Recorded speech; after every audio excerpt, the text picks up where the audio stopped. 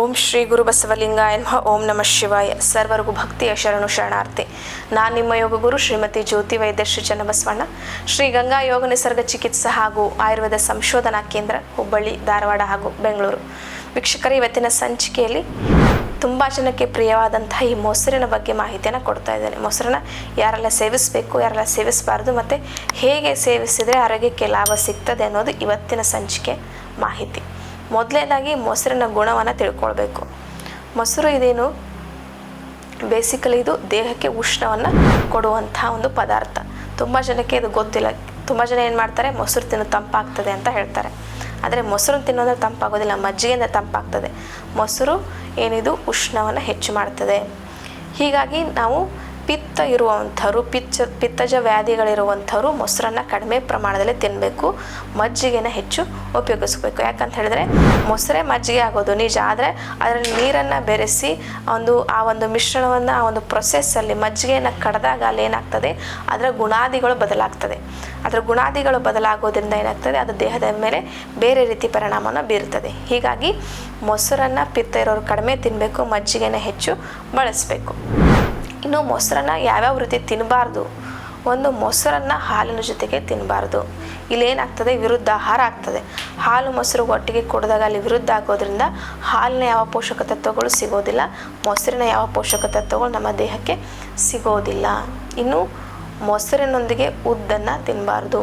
ಉದ್ದಿನ ಬೇಳೆ ಯಾವ ಖಾದ್ಯಗಳನ್ನು ಮೊಸರಿನೊಂದಿಗೆ ತಿನ್ನಬಾರ್ದು. ಆದರೆ ತುಂಬ ಜನಕ್ಕೆ ಪ್ರಿಯವಾದ ಒಂದು ಆಹಾರ ಪದಾರ್ಥ ಯಾವುದು ಅಂತ ಹೇಳಿದ್ರೆ ಮೊಸರೊಡೆ. ಉದ್ದಿನ ವಡೆ ಮೊಸರನ್ನ ತುಂಬ ಯಥೇಚ್ಛವಾಗಿ ತಿಂತಾರೆ. ಇನ್ನು ಕರಿದ ಪದಾರ್ಥಗಳೊಂದಿಗೆ ಮೊಸರನ್ನ ತಿನ್ನಬಾರ್ದು, ಅದು ವಿರುದ್ಧ ಆಹಾರ ಆಗ್ತದೆ.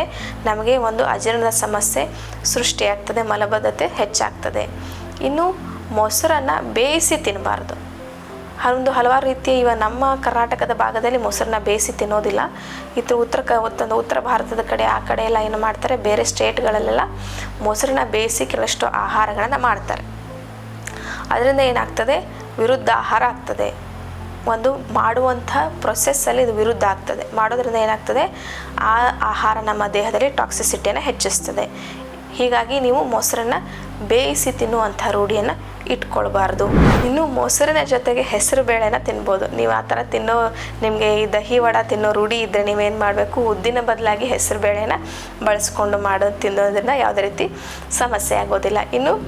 ಇನ್ನು ಮೊಸರಿನ ಜೊತೆಗೆ ಬೆಲ್ಲವನ್ನು ಬೆರೆಸಿ ತಿನ್ನೋದ್ರಿಂದ ಏನಾಗ್ತದೆ, ವಾತ ಕಡಿಮೆ ಆಗ್ತದೆ, ನಮ್ಮಲ್ಲಿ ವೀರ್ಯಧಾತು ಹೆಚ್ಚಾಗ್ತದೆ, ಶುಕ್ರಧಾತು ಹೆಚ್ಚಾಗ್ತದೆ. ಹೀಗಾಗಿ ಮೊಸರು ಮತ್ತು ಬೆಲ್ಲವನ್ನು ತಿನ್ನೋದ್ರಿಂದ ನಮ್ಮ ವಾತ ವ್ಯಾಧಿಗಳು ಕಡಿಮೆ ಆಗ್ತದೆ.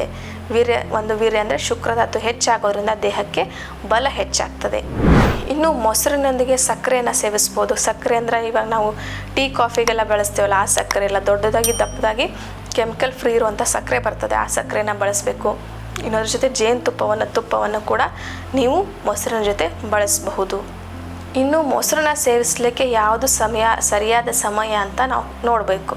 ಮೊಸರನ್ನ ನಾವು ಮಧ್ಯಾಹ್ನದ ಹೊತ್ತು ತಿನ್ನಬೇಕು. ಬೆಳಗ್ಗೆ ತಿನ್ನೋದ್ರಿಂದ ಕೂಡ ನಿಮಗೆ ಇಂಡೈಜೆಷನ್ನ ಸಮಸ್ಯೆ ಬರ್ತದೆ. ರಾತ್ರಿ ಅಂತೂ ಮೊಸರು ತಿನ್ನಲೇಬಾರದು. ಯಾಕಂತ ಹೇಳಿದ್ರೆ ಕಫವನ್ನು ಹೆಚ್ಚು ಮಾಡ್ತದೆ. ಇದು ರಾತ್ರಿ ತಿನ್ನೋದ್ರಿಂದ ಕಫ ಹೆಚ್ಚಾಗ್ತದೆ, ವಿರುದ್ಧ ಆಹಾರ ಆಗ್ತದೆ. ಕಾಲಕ್ಕೆ ಅಂದರೆ ಸಮಯಕ್ಕೆ ವಿರುದ್ಧವಾಗಿ ಕೆಲಸ ಮಾಡ್ತದೆ. ಹೀಗಾಗಿ ನೀವು ಮೊಸರನ್ನ ಸೇವಿಸುವಂಥವರಾಗಿದ್ದರೆ ಮಧ್ಯಾಹ್ನದ ಹೊತ್ತು ನಿಮಗೆ ಬೆಸ್ಟ್ ಆಪ್ಷನ್ನು. ಮೊಸರನ್ನ ಮಧ್ಯಾಹ್ನದ ಹೊತ್ತು ಸೇವಿಸಬೇಕು. ನೋಡಿ, ನಾವು ಇಷ್ಟೆಲ್ಲ ಮೊಸರನ್ನ ಎಲ್ಲರೂ ತಿಂತೀವಿ, ಆದರೆ ಹೇಗೆ ತಿನ್ನಬೇಕು ಅನ್ನೋ ಅಂಥ ನಮಗೆ ತಿಳುವಳಿಕೆ ಕಡಿಮೆ ಇರ್ತದೆ. ಅದರಿಂದ ಏನಾಗ್ತದೆ, ತಿಂದಂಥದ್ದು ಕೂಡ ಉಪಯೋಗ ಆಗೋದಿಲ್ಲ. ಹೀಗಾಗಿ ಯಾರಲ್ಲಿ ನೀವು ಮೊಸರನ್ನ ತಿಂತೀರಿ, ಯಾರೆಲ್ಲ ಮೊಸರನ್ನ ತುಂಬ ಇಷ್ಟ ಅಂಥವ್ರು ಈ ಎಲ್ಲ ಸಣ್ಣ ಪುಟ್ಟ ಟಿಪ್ಸ್ಗಳನ್ನು ಫಾಲೋ ಮಾಡೋದ್ರಿಂದ ಖಂಡಿತವಾಗಿಯೂ ನಿಮಗೆ ಅದರ ಆರೋಗ್ಯದ ಲಾಭಗಳು ಸಿಗ್ತದೆ ಅನ್ನೋ ಮಾತನ್ನು ತಿಳಿಸ್ತಾ ಎಲ್ಲರಿಗೂ ಭಕ್ತಿಯ ಶರಣಾರ್ಥಿ.